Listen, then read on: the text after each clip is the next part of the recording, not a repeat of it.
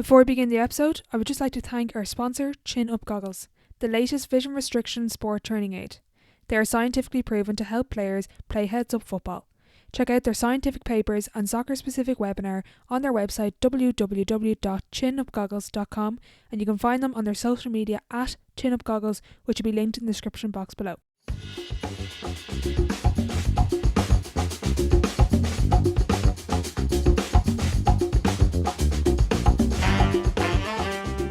Welcome to the Sideline Live podcast. Subscribe for more episodes and follow our social media at the Sideline Live. We'd love to hear from you. On episode 26, I'm delighted to be joined by Jill star Saoirse Noonan. On this episode, we had a really interesting chat about her career, her choice to focus on soccer and step away from inter-county football with Cork, her mindset, and much, much more. I hope you enjoyed the episode. Hi Saoirse, thanks for coming on the podcast. Thanks a million for having me, Orla. Can you give maybe a bit of background for the listeners who don't know who you are? Yeah, so I'm Saoirse Noonan. I used to play with Cork City Football Club and known from playing with Cork Ladies GA, and I've just signed with Shelbourne up in Dublin in the Women's National League. Very good. So we're going to get into all that, but I suppose going back to your roots, why soccer and football? I know you played a bit of basketball growing up as well. Yeah, look, from a young age, basketball had a huge commitment. It was nearly 3 or 4 days a week, whereas soccer and football was kind of more 2 days a week. Mm-hmm. So I kind of said I'd rather play two sports than one, and that's kind of how I fell into camogie or Gaelic football and soccer. And I did play a bit of camogie then in the meantime when I was doing that as well. So kind of, I suppose that's where my choices came from. I suppose I wanted to play more than just one, and the basketball was very time consuming, so I chose the two of them, and then I was able to do a bit of camogie as well, which is nice. Yeah, you weren't busy then to have an extra camogie as well. Like Jeannie Mac, you didn't have it easy for yourself growing up. No, I used to love it. Look, Saturdays there, I'd go out in the morning and play Gaelic football, drive to soccer, and then you could have a camogie the next day, or even that evening. There was a few weeks I'd play 3 games a day, and it was just fed into us, I suppose, from a young age, and I loved it. I thought it was class going from game to game, and that's what you want to be doing. Exactly, yeah. When did you start to get involved with the likes of the development squads with soccer and with ladies football? About, I'd say 12. So I played with boys the whole way up until under 12s. Okay. And then I went and joined the girls against my will, I suppose, in a way, because I was so friendly with all the boys. But look, these things happen and you have to go do it. And from under 12, I suppose there's development squads at the Cork Women's School Soccer League, and then you have the Cork GA with Charlie McLaughlin and stuff, and he'd be in primary schools as well, watching kids, which is, I think, is really important, because obviously if you have a coach that is involved with the Cork teams, you know, and he's telling you what to do week in, week out, use your left leg, right leg, it's very important. You're going to listen. You're going to listen to him rather than your teacher. Like, he could be picking me next week in a camp, so if I listen to him, I'm going to be up there. So from about, I'd say 11, 12 years of age, I was straight in there. And how did you balance everything? Like, I know when you're younger, you were saying going to the 3 games a weekend, but when it starts to become that sort of development, you know, people are pulling at you, you know, you need to be recovered and rested and all this. How did you balance all of the training and the matches? Yeah, I think being young, I don't think like recovery isn't such an importance as it is as you grow older. Mm-hmm. And I think every child is used to being out and running around 24/7. So from growing up, I was always out and about. So I was kind of used to it. My body could take it. And as we obviously went along, there's more commitments and a bigger ask from every team and club. So it was just about something, I suppose, over the last year, I started to realise is that I need to focus more on myself. Okay. I was kind of please everyone else and want to be at everything and be partaking in everything, because I'd be afraid in case, this girl would say she's not doing the runs today and she's going to start tomorrow, or she's lazy, she's not running, which, you know, girls aren't saying, but you're always going to have it in the back of your mind. It's not a nice feeling. 100%. So yeah, look, I used to always try be involved in every single training session, and then I'd come to the weekends and I'd be feeling myself, get a bit tired, I suppose, and not performing to my ability. And I think that's something that's really, really stood to me, I suppose, in the last year or so. And I feel like that's why I'm starting to make headlines and starting to get recognized, because I've really took it into myself and put myself first and said, look, if I need to sit out today, I'm sitting out today. and just have to take it on the chin. If you're going to suffer from sport and you're going to excel in another thing, you just have to do it. And managers always say to their players, look, if you want to sit out or you need to sit out, do. But do they really mean it? That's a question. But look, you have to just trust them and you have to trust yourself. And I think they need to trust in you as well, because at the end of the day, it's all about the matches at the weekend, and that's what we're training for. It's not about who's the best in training. Obviously, you need to get good to get onto the team, but like if you're performing in the matches, that's what counts. 100%. I like the way you said it there, kind of focusing on yourself. It was kind of like you're taking ownership of your body, because you're different to maybe, let's say, like me. Like if I'm just playing ladies football, I can do everything, whereas you need to balance in another sport and you've got other things going on, so you need to take control of that situation. Yeah, and I think I actually Orla Farmer, she's a brilliant person to follow on Instagram. Yeah, I watch all of her stuff. Yeah, so like playing with her, and she's kind of a person that really looks into like life nearly and grabs it as it comes at you, and you see how far she's progressed. Like she's only literally done college, and she's in college about 8 years, and she always gets but like the way she carries herself and stuff, and you see this like within the older players that I've been surrounded with, how they manage their time, their jobs, and then be able to come out onto the pitch and perform is really admirable. So yeah, look, I think that was something that I really struggled with. And when you go to a strength and conditioning coach and they're with one sport, they're going to push you and push you and push you for that sport. And they are doing their job, but sometimes they just, I suppose, kind of forget that you're doing the exact same with the other sport. So yeah, that's something that I think I've really learned in the last couple of months, I suppose, mostly, that you need to look after yourself, because everyone does want a bit of you and everyone wants the best for you. But if you don't look after yourself first, they're not going to get anything. Yeah, exactly. Kind of going back to your underage, I want to chat a bit about your career with Cork. I think it was All Ireland titles at under 14, 16 and minor. Like that's pretty phenomenal.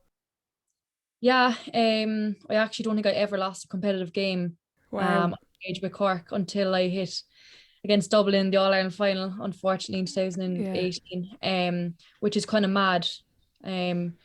One of my teams only ever lost in 2015 in, I think it was a Munster final that year. So my second year under 16. And I actually wasn't even playing that game. I was at the European finals, and that was the only game we ever lost as a team growing up. That's mad. Which is crazy. And I think it just shows the talent that Cork have in those 99 years and 98. It's huge, and it just shows like the potential that's coming through. You had the girls that won the 10 All-Ireland finals with Cork and stuff, and now you have a load of girls just developing and I suppose learning how to play with Cork seniors name. Exactly. Yeah, it's funny, it's that generation, 98, 99, 2000, 2001 maybe, they would have watched the 10 All Ireland, so it's going to be really interesting when that age group comes in and comes into their own. Were you ever put under pressure by, not really managers, but was it ever kind of like, would you not just focus on football, or would you not just focus on soccer and give all your attention to it growing up? Yeah, I actually kind of, I suppose it's probably the one question I always get asked: how do you do both? And I suppose a manager once said to me that I would be on an Irish team if I would be on his Irish team if I wasn't playing GA. And I think those things kind of stick to you, and they kind of question, should I be playing both? And obviously you want to get to the highest level in what you're doing and what you're playing. So for me, yeah, when those things get asked, you kind of question yourself. But again, going back to last year, I wanted to really prove that you can play at the top level and do both sports. We're in the middle of a pandemic. Both sports were going ahead, and I'd no other distractions, just to go hell for leather and try get to 2 All Ireland, which we did do. So unfortunately the results weren't the way, but it just shows that I wasn't just, I suppose, part of the teams. I was a big part in both teams, and I was starting. So yeah, I have got it. But look, again, put yourself first and do what you want to do. And I think anything is possible when you put your mind to it. Absolutely, I agree with that totally. Do you think, like obviously there's huge crossover with ladies football and soccer, but do you think having the two sports kept it fresh mentally, because you're not going down, tunnel vision with football or tunnel vision with Gaelic? You get to kind of, let's say if you have a bad game in soccer, you go out and train with football, ladies football the next day. Yeah, I think that was actually really important to me. Like the day after we lost the cup final, I was out training next morning with the GA team, playing a 15v15. And like I knew some of the girls, obviously they went out and enjoyed their night. But you wake up that next morning and it's just you've no training that week. You've nothing to look at, you've nothing to put your focus on. Like it's nearly a 2 or 3 week build up and everyone's contacting you. There's a huge hype, your adrenaline's going and it's just such a big deal.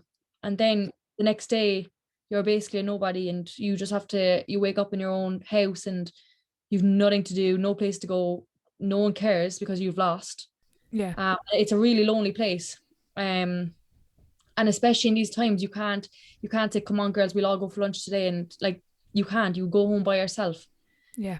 So yeah, definitely having, turning and going to the GA pitch and seeing all the girls the next day. And they were all so focused on the final, obviously. That was nice to see. And then obviously after that, you go straight into Christmas and you get to spend time with your family that we hadn't seen either. So I suppose the way things fell for me, I didn't allow myself fall into that dark hole and be bottled down by it. I just kind of kept trying to see the positives. And I suppose my mom would run that into us every single day. She sent us quotes every single morning. Oh, that's lovely. Of the day. So she tries keeping us really positive. And I think that's really important, like, because you only live once. And like, I just look back and say, I played in 2 All-Ireland finals in the space of 7 days. Okay, I didn't win. It would have been amazing if we won. Yeah. But I still was there and I was still part of it in a horrible year as such. So yeah, I'm grateful. I was grateful to have both teams, definitely. Yeah, the quote thing from your mom is lovely. What kind of quotes would she send you? I'll read out today's one there now for you. Yeah, go on. So today's one was, if you have to choose between being kind and being right, choose being kind and you'll always be right. Oh, that's lovely. Yeah. Has this been a regular thing for a while? Yeah, it has. She used to always kind of like tag us and stuff and put into our chat, but now it's been like the last, I'd say, couple of months, it's been like a daily thing. Like she'll find a quote and send it in. That's so so yeah, lovely. it's like we kind of laugh about it, but like we all still read it and take it into account every day. So it's nice. Yeah, that is nice. Talking about your underage career, I'm interested to hear, you mentioned kind of that Ireland squad there and comments being made. Were you were involved in the underage Irish teams then as well?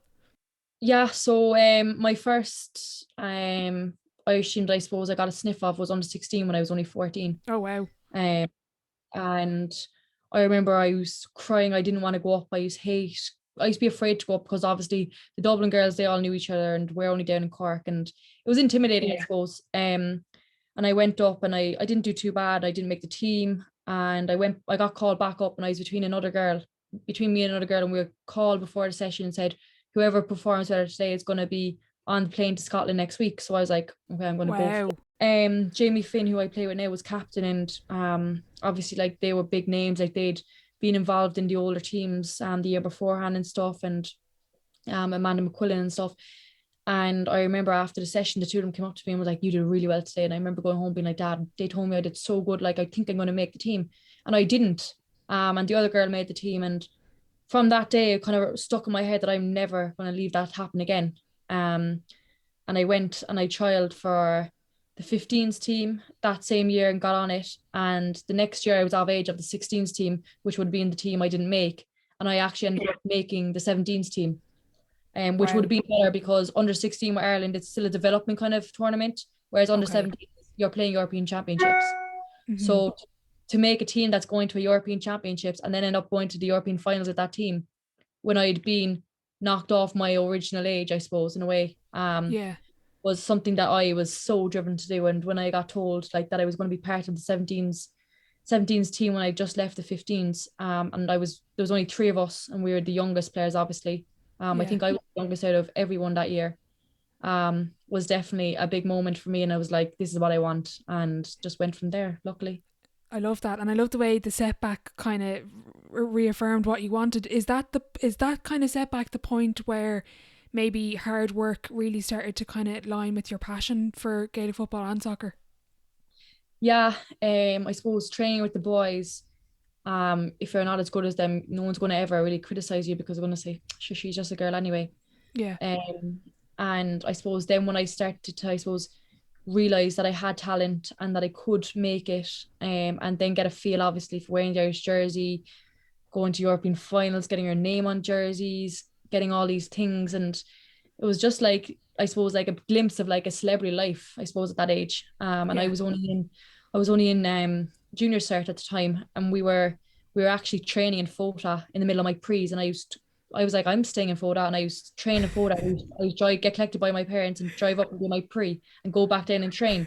There was no focus on the pre's at all. But I was like, this is what I want. And from then it was just like, I was so driven to be in those Irish teams. And it was such a great environment. And it was always like, I have memories for life, and I still talk to all the girls, and it's just such a great buzz.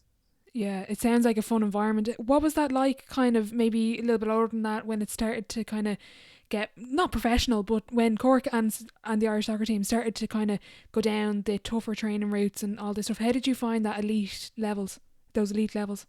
Yeah, I suppose like when you're in the Irish team, you train twice a day, Mm. which is it's a big step up. Now they've gone back to with the senior team, they train once a day. Mm-hmm. But I suppose when you come away from that 19th team, there's a big, huge gap to bridge to try to get onto Mm-hmm. that senior team.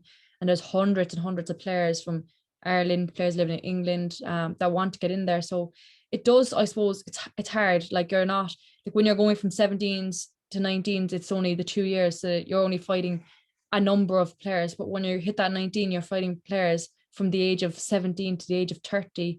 32 that want to get into that team. Um, so yeah, look, I think to be fair, I think it kind of fell into place as it was because I joined Cork City at 16, which was really young. It was the youngest you Mm-hmm. could join at the time. And I kind of just fell into it nearly growing up because all the players were much older. There was Yeah. only me and Daniel Burke were the only 16-year-olds, everyone else was 24. And on Mm-hmm. team nights out and stuff when we were 17 and 18 and we used to go with them, we'd have to be mature like them. We couldn't be a 16-year-old Yeah. messing because you would have been told go home. So yeah, look, I think just everything happened for a reason, and I grew up really fast, and Yeah. being involved in those environments, and then you start to realize this is what you want, and that you need to work even harder if you want to get to the top. Do you attribute a lot of your success then playing with age groups that are older than you and learning from those older players? Yeah, definitely. Like in the league now, you see the players that have been there for the last number of years, and you see how far they've progressed and how they can read the game and just all these little things. Mm-hmm. You could be the best player, but if you're younger and you don't have that experience will nearly beat you at times. Yeah. Yeah, definitely learning from those experienced players is definitely something that I enjoy doing. And in training now, marking Pearl and stuff, you see little things that she has in her game, that she's learned over the years, how to defend against quicker players, more technical players, and just these little things. And you're always learning, so I love that. Did you find when you made the jump, let's say to senior into county and kind of the older like National League squads for soccer, what were those little things that you picked up on that it was, oh, this is what it takes to be an elite intercounty or elite soccer player? I suppose just commitment. Um, Definitely within the GA. I suppose I was with Cork City from such a young age. I was kind of just like I Used knew to the it, kind of. ropes. Yeah. Yeah. And then I suppose when I got called into the senior team, you see the girls like Orla Finn will be there an Mm. hour now before training on the pitch shooting points. Wow. And you'd never ever be late. You'd be if training's at 10 o'clock, like you aim to be there for about 9:30. Like no question about it. Like if you come into the dressing room at 10 to 10, you're late.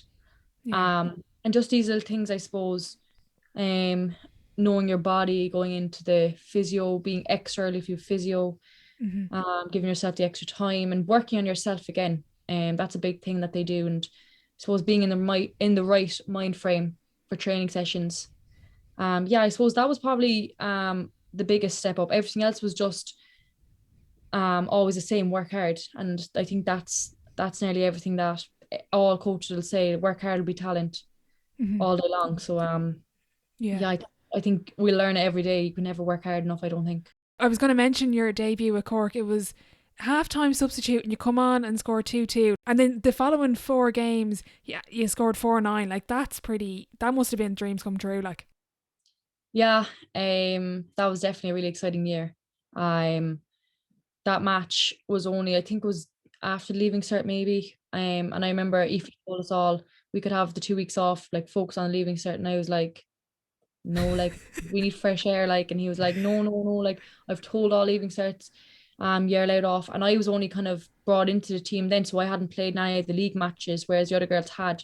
Okay. So I was like, no, I'm gonna really just work hard now and stay for the 2 weeks and train. Mm-hmm. And I got my chance at halftime in the Munster final, and I suppose coming on, and my first touch was a penalty. So I think if I didn't take it, people would have been kind of questioning it. So I kind of had to take it, which Yeah. is probably the best thing that ever happened because it settled my nerves. It allowed me to kind of say, right, you're good enough to be here. Yeah, you belong here. Yeah, and the rest is history, I suppose. Yeah, exactly. What's your mindset going into a game? Is there any, like, from what it seems like from out here, it's just goal, like you're just going for goal. What's your mindset going into a match, and how do you keep focused? I suppose like I just want to be the best. Like I want to be the best on the pitch. And everyone does. And I think if you all have that mindset, then as a team collectively you'll get there. And yeah, look, I think you're only as good as your last game. So we can talk about all the games in the past, but it's the last game that everyone will look back on and Mm-hmm. criticize you for, compliment you for. So yeah, that's what I kind of do now going forward. I kind of say, look, it's as good as your last game, and people are going to be watching this game. They don't care about what happened last Yeah. year, year before, or last week. Like no one Mm-hmm. remembers them. They'll remember the now and what you're doing now today. So yeah, we train hard enough week in, week out. And I think you owe it to yourself nearly to go out and put in a good performance for your team and for yourself. And do you ever feel pressure to perform from other people, let's say maybe outside the team? A little bit, yeah.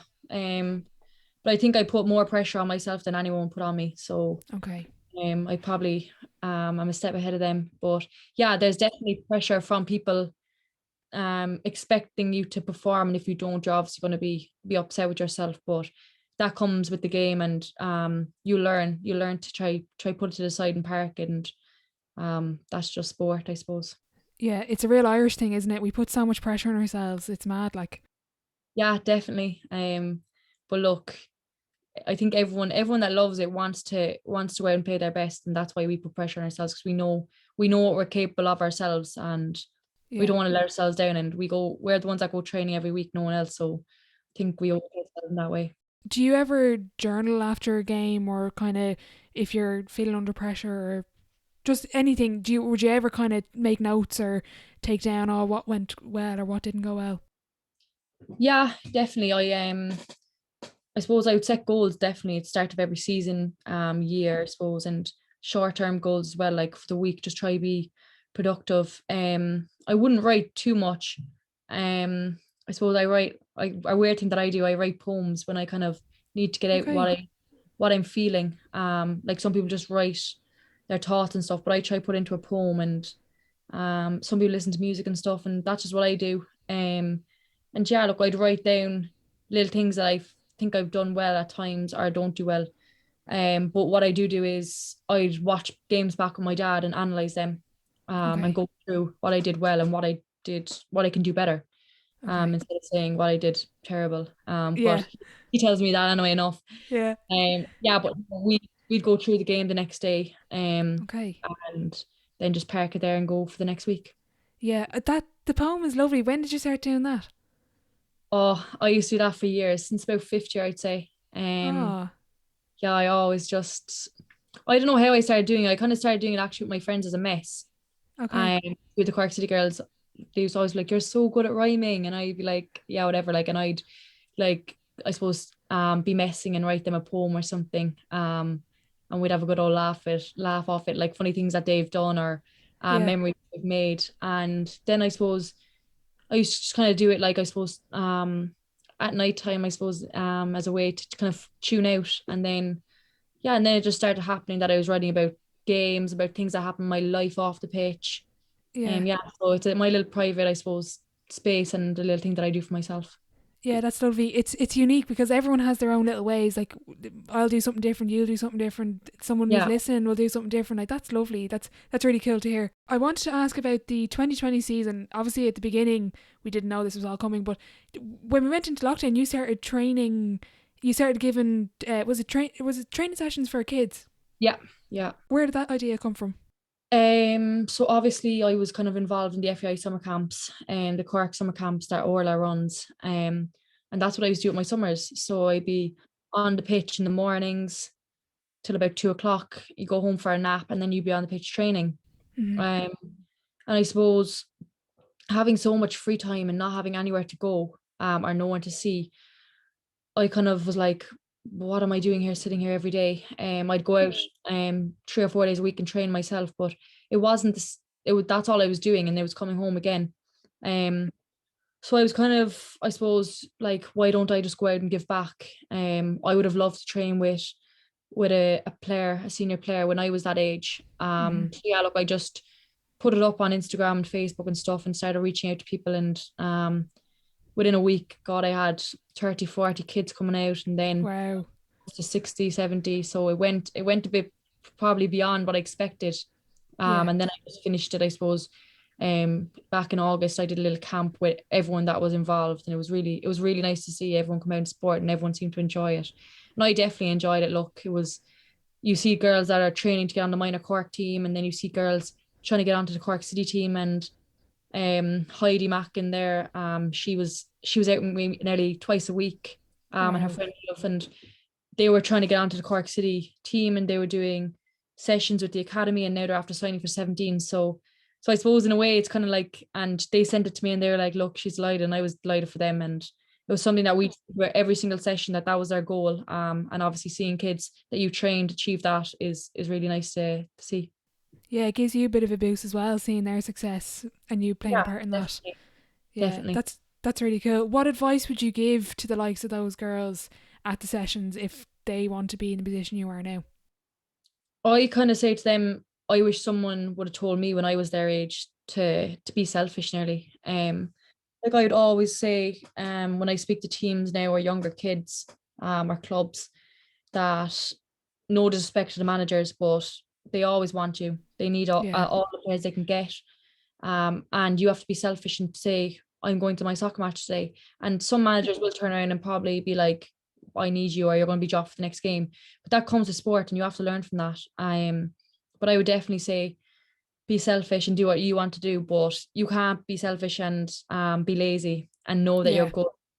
You have to put in the hard work and prove it to them that the next game, why you deserve to be on the pitch. And I think that's something that is really important for players growing up. They need to start realizing how good they are and being confident in themselves, and then standing up to managers and saying, look, no, I need to look after myself today, and I'm going to play this match today. It's more important, and not feel like they let anyone down, because they don't.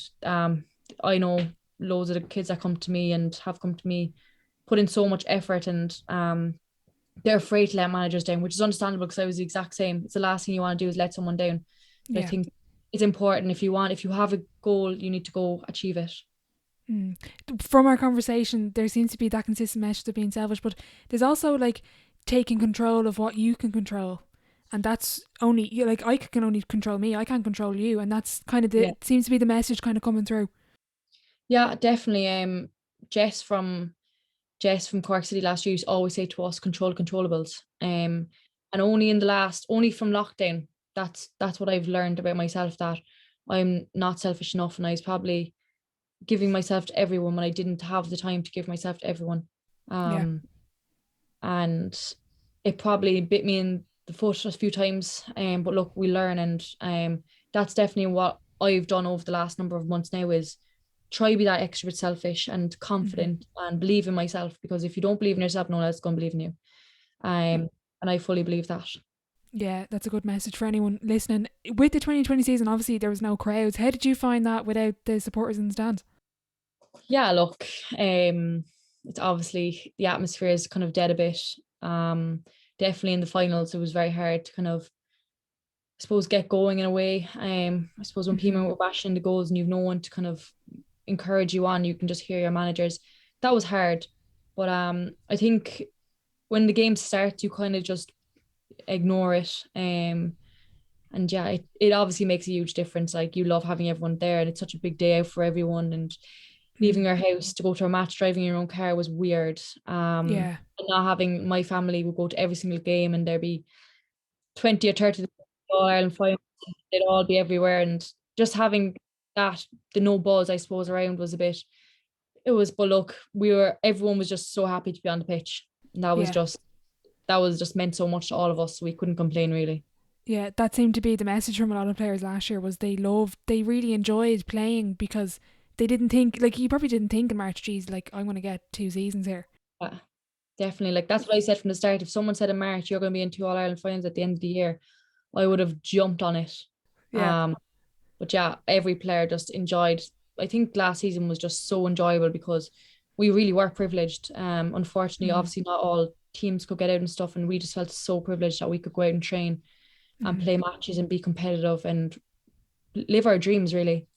Definitely. I wanted to talk a little about, it was sort of like a golden week.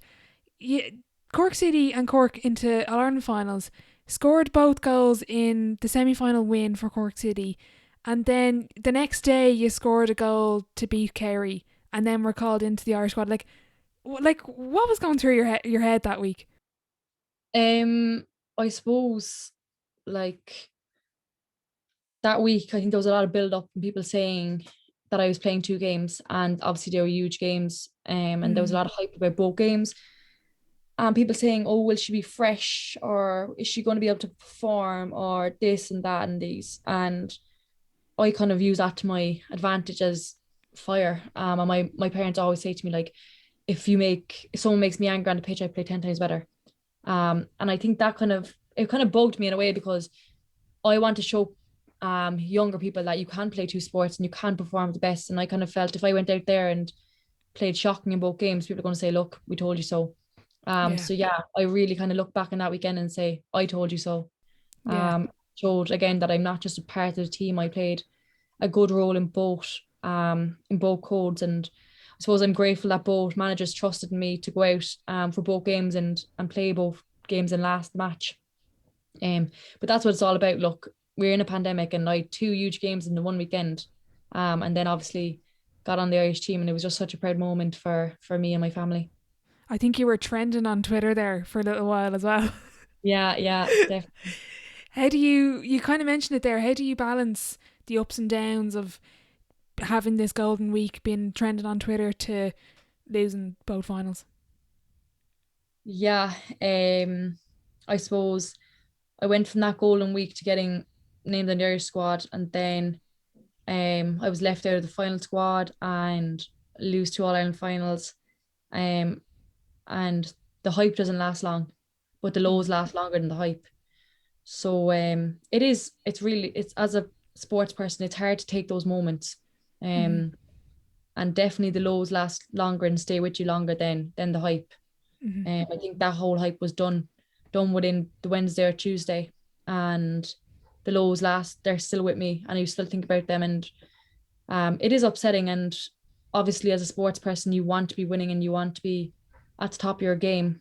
But again, this is all part of it, and you have to learn from it. And I am definitely learning from it, and it, I suppose, gives you a bit of fire in your belly, and you don't want to leave it happen again. And you can only keep controlling yourself and doing what's right for you. And I'm definitely trying to push on forward now with myself and focus more on myself. And I think that, as you said, that has been my message. I kind of have realized that I need to focus on myself to get me to where I want. And I can't be worrying about others. And I still do, and I still obviously I'm definitely 100% for shells, but that's why I Mm-hmm. think I just made the move now to focus on shells and try something new. And people have said, "Have you done it just to be with a better team or to try to get on the Irish team?" And that's not it. It's just a fresh start. I could stay Yeah. with Cork, GA, and Cork City for the rest of my life, and I would be the happiest person ever because I loved it. Um, but life's too short, and I feel like I needed to just go and explore. And moving up to Dublin now for the summer would be another. I've never lived out of home, so that's another step. And I wouldn't be able to do that if I was playing with Cork City or Cork GA. So all these little things play a role, and I'm just excited for what's ahead. Yeah, exactly. Do you think maybe last year, you kind of mentioned previously, do you think you spread yourself too thin maybe, and that kind of played into your decision as well? Um, I don't know. I suppose I enjoyed it. I think I did well. Um, got to 2 finals. What more? The icing on the cake obviously would have been to make an Irish debut or to get into the squad. And Mm-hmm. win the 2 finals. But other than that, as a person that's playing two codes, you can't go much further than what I got besides winning. Yeah. But again, look, I'm only part of two teams, and in both tournaments, there's over 20 teams involved. So I really do count myself lucky to be involved in them, and it's definitely a moment and something that I'll hold on to for forever. Do you have any regrets looking back on your career so far at all? I don't think so. No, I think I've done everything I want to do. Yeah. When I was way younger, I set out goals myself was to play in the Aviva, playing Croke Park, and make the Irish team. And I've been up there with the Irish team. I've played in the Aviva, played in Croke Park, and now I suppose my final thing is to do is just get a cap with Ireland, and then hopefully go back and win an All Ireland medal with the Cork GA team. And I've nearly everything done, and I'm only 21. But look, no, I've definitely have no regrets. But if I did have to have a regret, I suppose it would just be not realizing that I need to focus on myself and not try and make everyone else happy. What's that like? Because you had a smile on your face and you're saying, I did everything that I dreamed of growing up. What's that like, being able to like nearly tick the box and be like, I did that, and I did that? Yeah, it's quite amazing.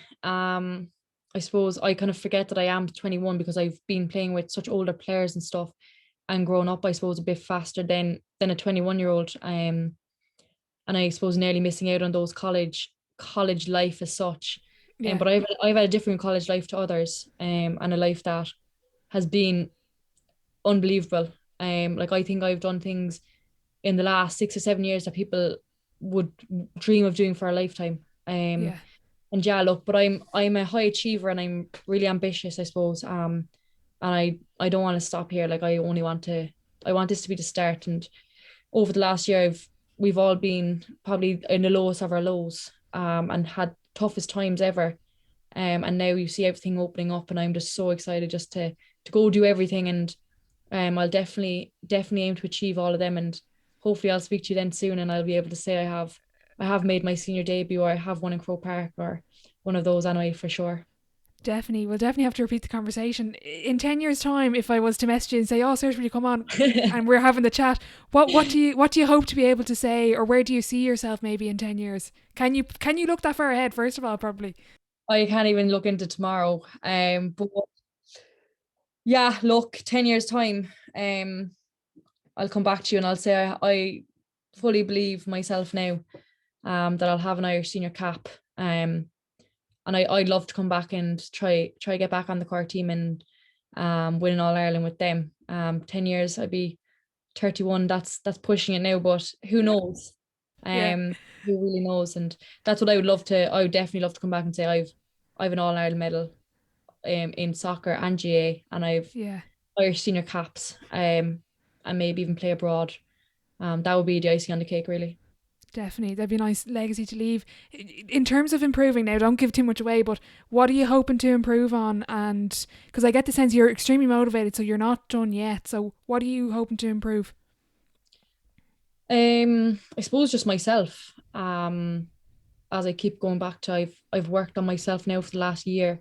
And it's something that I really struggled with was my fitness. I think I'm really good technically and all, but I never was at the top of the fitness, and it was always bothering me because, again, going back to, oh, people are going to say you're not running or you're not doing this, and that used to kind of nearly upset me in a way, because I knew I wasn't the fittest, but I knew I was fit and I could do the runs if I needed to. Yeah. So yeah, over the lockdown, my dad just pushed all me, my brother and sister so hard, and got really fit. And I want to just keep improving on that now. And I definitely don't like the running, but when you see the rewards on the pitch, it's worth it. So that's definitely a starting point for me. And I think the future is bright, definitely. And I hope I can I suppose help Shelburne do big things this season. And that's the aim at the moment, and that's the focus for the summer months ahead. What's going through your mind then when you're going through grueling running sessions and you're like, I don't want to be here and I could be at home watching Netflix or something? Probably the cake. I probably ate the cake. um yeah, look, when I'm doing the sessions, like, and I just try to say to myself, look, there's hundreds of players out there, and they're running faster than you right now, and they're fitter than you right now. So like, if you want to give up, then give up and go home. I need another cake. But if you want to try to be the best, then you have to keep going. And my dad definitely doesn't leave us stop, and makes us go till the very end. But Yeah. once you're done that session, like there's actually no better feeling. There's no therapy like it in the world, I don't think. After a hard session that you've completed, you just feel so accomplished. And I think that's, even though it's disgusting thinking about going out doing it, but once it's done, it's like there's no therapy for it. It's just amazing. Yeah, that's an interesting mindset for some of the younger players. Listen, it's hard not to mention, like, you had interest from the UK clubs and you want to go far in soccer, but AFLW, is that something maybe down the line? Yeah, look, again, COVID played kind of a role in my decision there. Yeah. Um, and then yeah, it's definitely something that um is amazing. Going over visiting was amazing.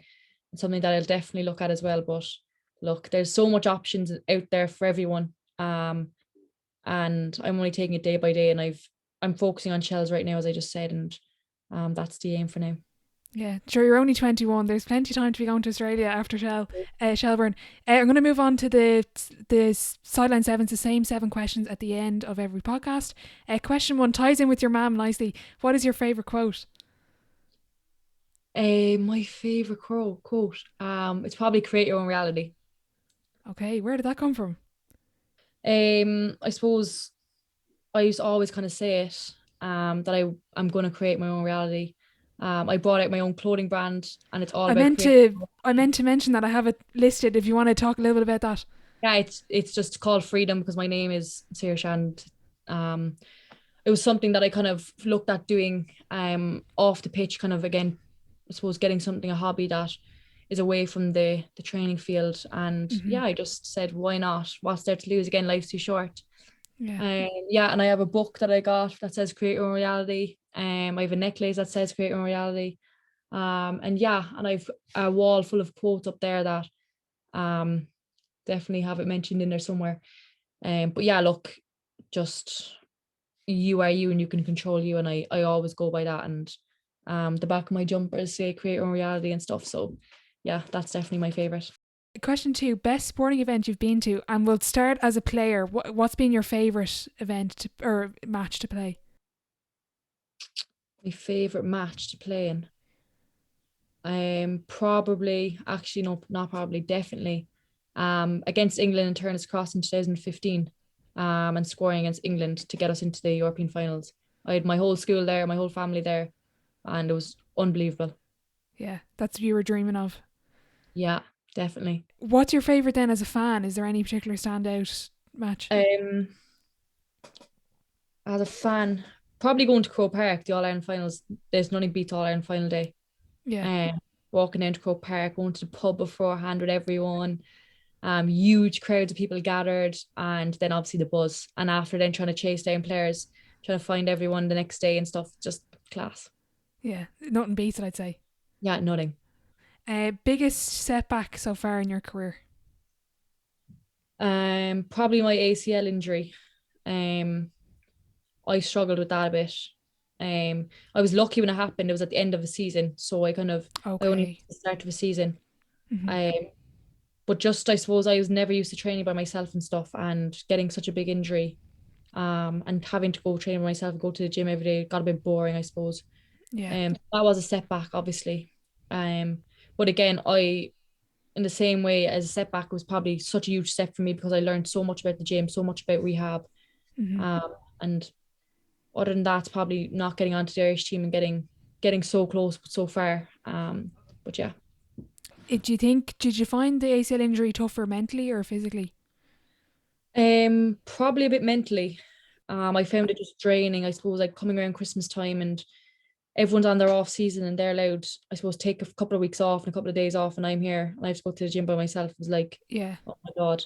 Yeah. Um, I just wanted a day off. And then obviously training by yourself, you're pushing yourself obviously, but there's going to be some days that you don't push yourself as hard and you think you are. But I found that hard. Now, to be fair, we used to train in Rochestown Park, and I'd see a lot of the Cork girls, even Ify be down there training himself. So that was kind of nice that you'd see a few faces down there. But it was the days that there'd be no one around, and you really are on your own, I suppose, in a way. Yeah. But yeah, look, once you get back on the pitch and you have everyone around you supporting you and you're running again, you just can't wait to get back playing. Yeah, those lonely days are made up when you get back in the team environment. Kind of on the flip side then, a bit more positive, what's your biggest achievement on or off the pitch? My biggest achievement off the pitch is probably bringing out my own clothing line. And then on the pitch, I suppose probably winning FAI Player of the Year. That was a big achievement for me at a young age. So yeah, the two of They're kind those. of they're the standout ones for now anyway. You're only 21 still. Yeah. Advice to your 18-year-old self?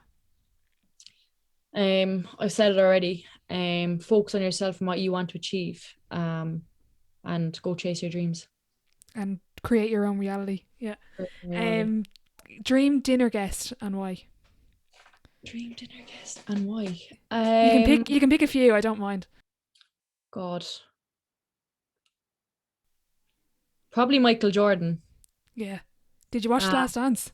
Yeah, unbelievable. Class. Yeah, probably Michael Jordan. I think just his mindset and stuff and watching him training.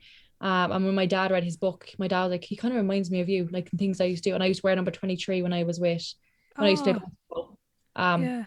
I never knew Michael Jordan wore 23 until someone's mom was like, you're wearing Michael Jordan's number. And I was like, what? I hate wearing 23 until she said that. I hate it.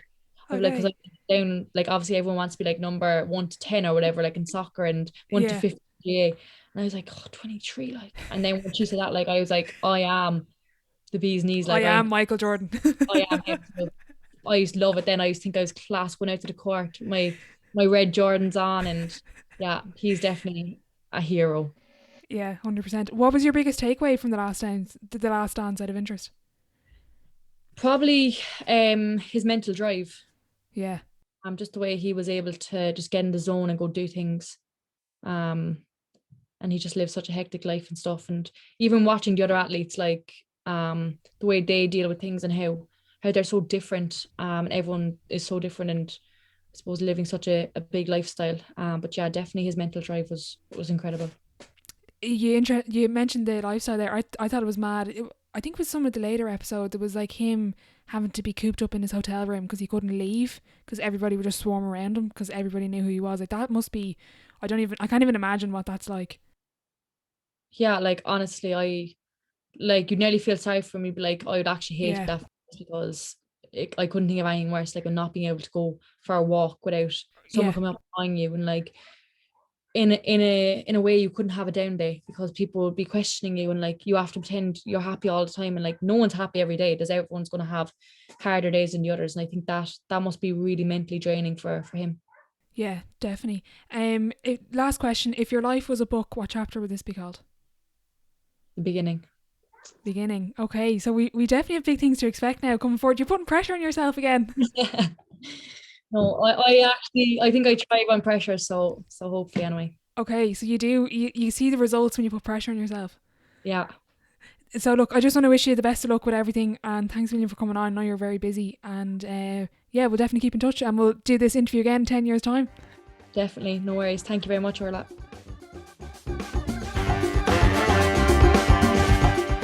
A massive thank you to Saoirse for joining me today. I thoroughly enjoyed our chat, and I just want to wish her the best of luck both on and off the pitch. Her new clothing line, Freedom, will be linked in the description box below. If you are listening on Apple Podcasts and you did enjoy the episode, be sure to leave a rating and a review. If you're interested in starting up your own podcast, be sure to get in touch with the Primal Productions team over on Instagram @PrimalPro.